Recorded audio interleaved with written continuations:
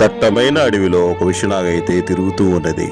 ఆ అడవిలో అయితే ఒక కోతిపిల్ల అయితే చూసి ఆ పాముని దగ్గరికి వెళ్ళి తమాషా చేస్తామని దగ్గరికి వెళ్తుంది. దాని గొంతు పట్టుకొని అలా తిప్పుతూ ఉంటే ఆ పాము చేతి చుట్టూ చుట్టుకుంటుంది. అరుస్తూ అరుస్తూ ఉంటే కోతి గుంపు అంతా వస్తుంది. ఏం చెయ్యాలో తోచకుండా ఇదైతే మాత్రం ఈరోజు మనం దీని దగ్గర తప్పించుకోలేము, ఈ విషనాగైతే మాత్రం మనం ఏదో చేస్తుంది, చంపేస్తుంది అని భయపడుతూ ఉంటే మన తోడు ఉన్న వారంతా కూడా దూరం అయిపోతున్నారని చాలా బాధగా దిగులుగా చూస్తూ ఉంటుంది. ఏం చేయాలి దేవుడా, ఇలాంటి విషమ పరిస్థితిలో విషనాగైతే మనల్ని కాటేస్తుంది, ఈ రోజైతే మనం ఏదో బలైపోతాం దీనికి అని అలా దిక్కుతోచని స్థితిలో అమాయక బైకంతో కమ్ముకొని అలా ఉండిపోతుంది. ఏం చేయాలి దేవుడా అని గట్టిగా అరుస్తుంది.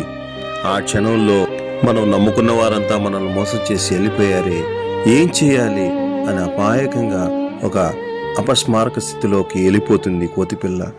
ఒక మహాముని ఆ దారి గుండా పోతూ ఆ కోతి పడుతున్న బాధలన్నీ చూసి, ఓహో ఇలా బాధపడుతున్నదా, ఓ వానరమా నువ్వు విడిచిపెట్టు ఆ పాముని. లేదు, నేను విడిచిపెడితే నన్ను కాటేస్తుంది, నాకు భయంగా ఉన్నది నేను విడిచిపెట్టను అంటే ఆ పాము ఎప్పుడో చనిపోయింది నీ చేతిలో, నువ్వు విడిచిపెట్టు, నువ్వేం బాధపడద్దు, నిన్నేం చెయ్యదది, విడిచిపెట్టు అంటే వెంటనే ఎందుకు భయపడుతున్నావు, నేనున్నాను, అదేం చెయ్యదు నిన్ను, ఎప్పుడో చనిపోయింది నీ చేతిలో, అది విడిచిపెట్టే అని చెప్పగానే కోతి ధైర్యంతో ఆ పామును విడిచిపెడుతుంది.